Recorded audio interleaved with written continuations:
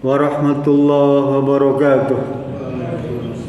Bismillah, alhamdulillah, wassalatu ala rasulillah, wala hawla wala quwata illa billah, amma ba'd. Hadirin yang dirahmati Allah Subhanahu wa ta'ala, mencari kata korupsi di dalam Al-Quran tidak kita temukan. Dari 6.600 ayat itu nggak ada satupun yang bermakna korupsi. Tetapi para ulama kemudian menganalogikan atau menyamakan korupsi itu dengan ghulul. Dalam bahasa Arab ghulul. Sebenarnya ghulul itu lebih tepatnya berkhianat atau penggelapan, ya. Jadi nanti Bapak bisa rujuk di dalam surat Al-Imran ayat 191 berkaitan dengan perkara, kalau sekarang istilahnya korupsi, ya. Tapi dulu namanya ghulul. Waktu itu kan ada seorang sahabat, ya, berperang begitu. Sahabat yang lain menganggap dia seorang ahli perang dan syahid, ya. Meninggal di medan pertempuran, syuhada. Rasul bilang enggak, dia di neraka, ya. Kaget para sahabat, kenapa bisa begitu? Setelah ditelusuri, dia telah mengambil sorban harta rampasan perang yang belum dibagikan. Coba, sorban yang kalau ukuran kita mungkin nilainya enggak seberapa, ya. Kalau Bapak pergi ke Arab itu paling mahal tuh 5 real, ya, sorban itu. Udah bagus 5 real itu, ya. Itu saja diancam, Rasul bilang dia masuk neraka. Padahal dia adalah perang, jihad, fisabilillah. Tapi dia masuk neraka. Cuma gara-gara ngambil sorban yang harta rampasan perang yang belum dibagi. Sekarang Bapak bisa bayangkan kalau yang diambil itu harta negara rakyat 1 triliun. Kebayang nggak? 1 orang. Kadang-kadang melihat angkanya spektakuler, Pak, di negeri kita ini, ya. Angka korupsi itu nilainya orang sudah betul-betul, ya. Di luar negeri nggak ada. Di Malaysia ada paling tinggi itu MDB itu ya 1 miliar dolar. Tapi itu komunitas. Ini pribadi 1 triliun. Itu yang ketahuan. Coba betapa rusaknya, ya, mental para petinggi negeri kita. Seakan-akan itu hal biasa saja. Jadi seakan-akan angka besar itu sudah seperti orang makan cabai gitu, ya. Anggap ringan, ya. Dulu kalau dengar korupsi 1 juta aja udah ngeri. Sekarang triliun angkanya. Ada 20 triliun, ada 16 triliun. Wah. Itu kalau dipakai untuk ngurusin 1 kabupaten rakyat cukup, Pak. 1 T itu Kabupaten Bandung, ya, bisa semua sejahtera itu. Bisa bikin pabrik puluhan. Ya. Ini yang Rasul bilang dulu pernah cerita tentang nanti suatu saat akan sampai di mana masa tuh orang gak peduli dengan harta yang diambil tuh. Hadis ini bisa ditemukan di kitab Sahih Bukhari, diriwayatkan oleh Abu Hurairah. Terus bilang gini, ya'ti 'alan nasi zamanun, ya, la yubalil mar'u ma akhadha minhu aminal halal aminal haram. Kata Rasulullah, akan datang satu masa di mana umatku tidak peduli dengan urusan harta, dengan urusan makan, tentang urusan rezeki, dia gak peduli, ya. Dia gak urusan cara mendapatkannya, apakah ia dapatkan dengan cara halal atau ia peroleh dengan cara haram. Ya. Rasulullah sudah wanti-wanti, ya. Sekarang kita bisa saksikan, Pak. Orang gak peduli itu dengan urusan halal haram. Ada istilah pepatah, cari yang haram aja susah, apalagi yang halal, ya. Ini setan yang ngomong begitu tuh. Dan celakanya orang-orang yang korupsi itu selalu nyalain setan. Setan disalahkan. Ya. Yang menikmati harta dia yang disalahkan setan. Orang bermaksiat ya menikmati itu ya. Maksiat itu dia senang-senang, yang disalahkan setan. Ini karena godaan setan. Dia minum-minum enak-enakan itu, dia bilang ini karena nafsu setan. Selalu perkara-perkara yang begitu yang jadi tertuduh adalah setan. Ya. Yang mencuri dia, yang menikmati dia, yang disalahkan gara-gara setan. Gitu. Kata Allah Subhanahu wa taala di dalam surat Ali Imran ayat 161, Allah berfirman, "Wa may yaglul ya'ti ma ghalla yaumal qiyamah."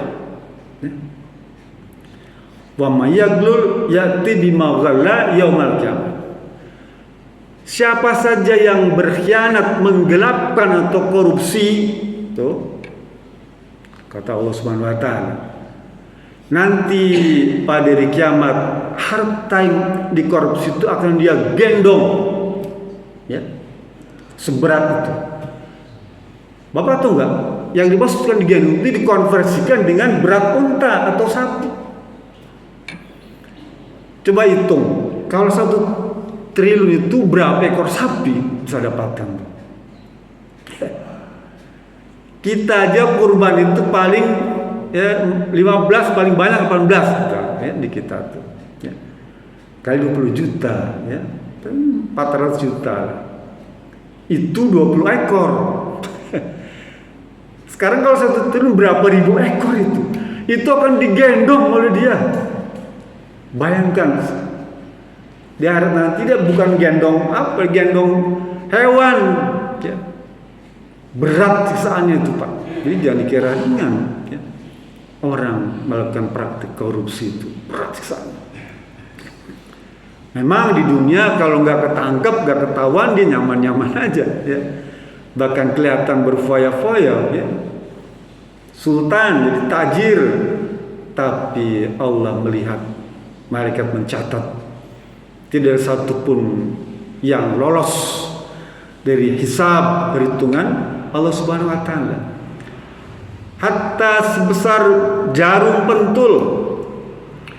Dulu ada di zaman Bani Israil itu Pak, orang habis makan tuh, kan makan daging tuh nyangkut itu, cari selilit Pak, apa selilit ya, tusuk itu ya. Di zaman dulu kan rumahnya tuh dari bilik bambu gitu ya. Ini zaman Bani Israil Pak, ambil itu dia potes tuh buat selilit itu. Meninggal ya, beberapa lama tuh diceritakan oleh ulama itu, dan terbakar wajahnya Pak. Ketika ditanya, kenapa wajahmu terbakar itu? Karena saya ngambil selilit rumah orang lain tuh tanpa izin. Bayangkan Pak. Ya. Lah orang-orang koruptor ya, yang bebas, bahkan sekalipun sudah dicatat tersangka misalnya, tetap dia bisa bebas itu ya. Karena pengadilan dunia ya, pengadilan dunia dia bisa bayar, dia bisa mainkan ya, dia dapat referensi sehingga bebas. Tapi ingat, di akhirat kelak kita semua akan menyaksikan, oh ternyata dia ini dulu koruptor. Kita sama-sama menyaksikan. Pantas saja rakyat di kampung itu menderita semua ya. Jatah beras raskin ya. BLT macam-macam dikorup semua itu ya. Sekarang kita bisa rasakan bagaimana pedihnya penderitaan rakyat ya. Gara-gara apa? Gara-gara koruptor dibiarkan berlenggang ya, tidak terkena hukum. Bahkan kadang-kadang kita kaget, justru yang melakukan korupsi itu ada para penegak hukum ya. Para penegak hukum yang harus mengayomi, melindungi, memutuskan, memberikan rasa keadilan, justru dia adalah pelakunya. Ngeri, ya. Jadi jangan salahkan kalau negeri ini ada dalam penderitaan sepanjang waktu. Di antara itu. Dan semuanya mengamini itu. Seakan-akan nggak peduli semuanya. Dalam surat An-Nisa ayat 29, ya, nanti Bapak baca, Allah berfirman, ya ayyuhalladzina amanu la ta'kulu amwalakum bainakum bil batil. Wahai orang-orang beriman, ya, janganlah kalian makan, ya, harta di antara kalian itu dengan cara yang batil. Janganlah kalian makan dari harta di antara kalian dengan memperolehnya dengan cara yang batil.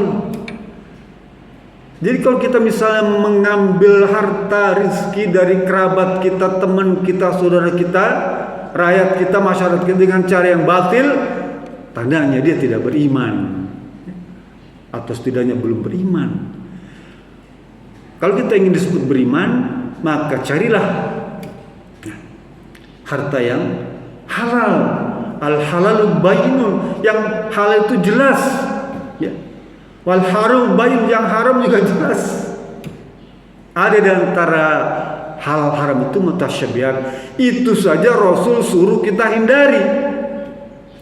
Yang ragu-ragu, yang remang-remang itu Rasul nyuruh kita hindari itu. Ya. Apalagi kalau jelas-jelas sudah haram. Ya.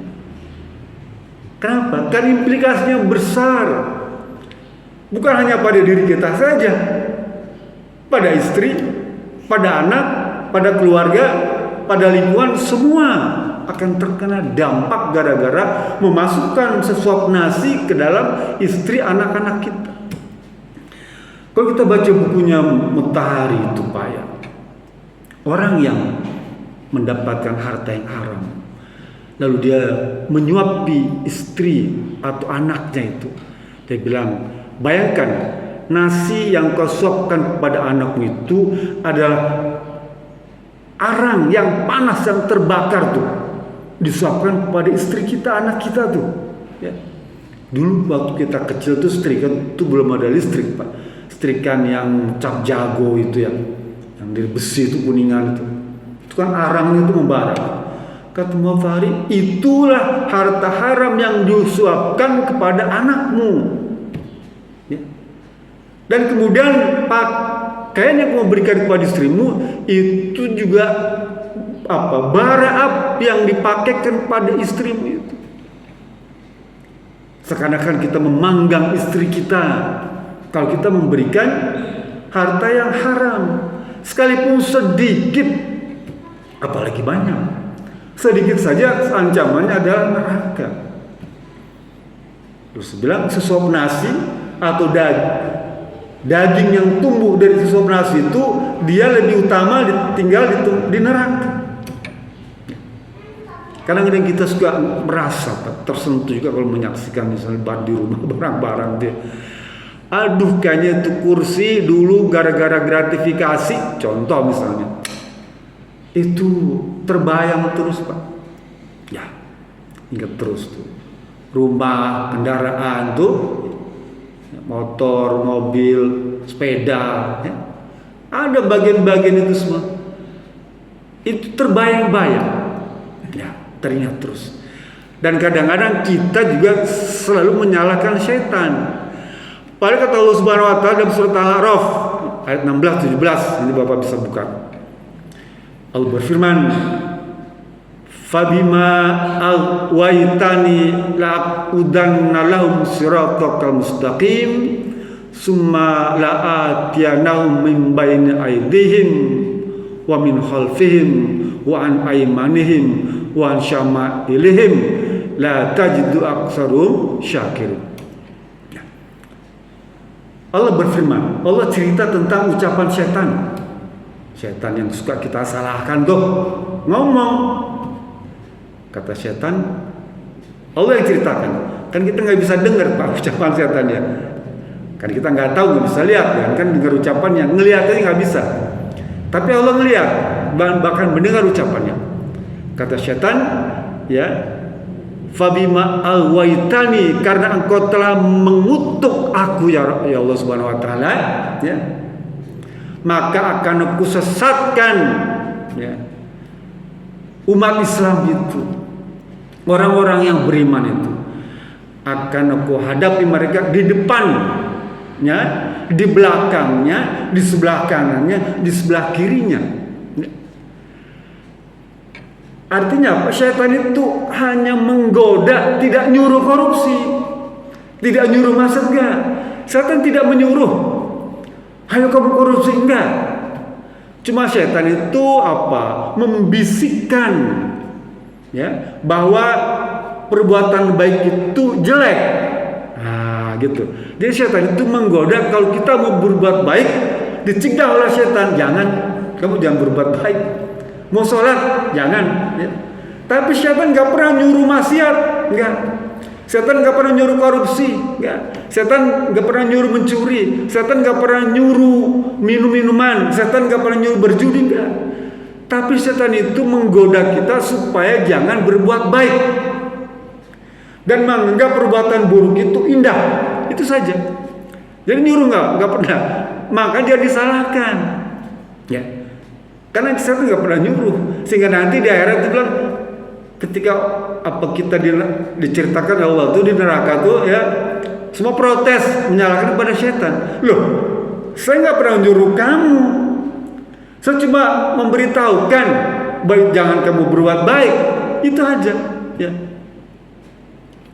Kamu berbuat itu semua karena dirimu sendiri, karena nafsu yang ada pada dirimu, bukan gara-gara setan. Setan ini memberikan apa? Membisikkan di telinganya. Surat An-Nas tuh, ya Pak, yuwaswisu fi sudurin nas minal jinnati wan nas. Dibisikkan pada kita, jangan sholat ya, jangan berpuasa ya, jangan silaturahmi ya, itu aja. Jangan sedekah ya. Kemudian diberikan pandangan bahwa maksiat itu indah. Seperti hati Nabi Adam alaihissalam, ya, digoda oleh iblis itu karena dipandang benda itu, buah itu enak, lezat, ya, bermanfaat. Itu aja. Setan iblis tidak nyuruh makan, enggak. Tapi ada pada dirinya sendiri. Sehingga kalau kita berbuat jahat, ya, korupsi, misalnya bermaksiat, itu karena diri kita sendiri. Ya. Jangan sekali-kali menyalahkan setan. Setan itu bisa dihindari kalau kita ada dalam ketaatan kepada Allah Subhanahu wa taala. Laksanakan yang wajib, banyak baca Quran, banyak berzikir, ya, banyak takor bila Allah. Setan menjauh, nggak akan menggoda kita, Pak. Tapi kalau kita misalnya lalai daripada ketaatan, ya, lupa baca Quran, lupa berzikir, ya, mendekat, ya, semakin digosok, ya, semakin dibisikin. Oleh karena itu, mari kita sama-sama, ya, meningkatkan keimanan dan ketakwaan kita pada Allah Subhanahu wa taala agar setan itu menjauh daripada kita. Dan jadikanlah setan itu sebagai musuh. Inna syaitana aduwwun fattakhidhu aduwan. Setan itu musuh kita. Jadikan dia musuh, jangan dijadikan teman, jadikan sahabat, bahkan jadikan tempat, ya. Jangan, ya. Minta pada Allah perlindungan agar dijauhkan daripada godaan syaitan. A'udzubillahi minasyaitonir rajim. Itu saja. Billahi bismillah. Assalamualaikum warahmatullahi wabarakatuh.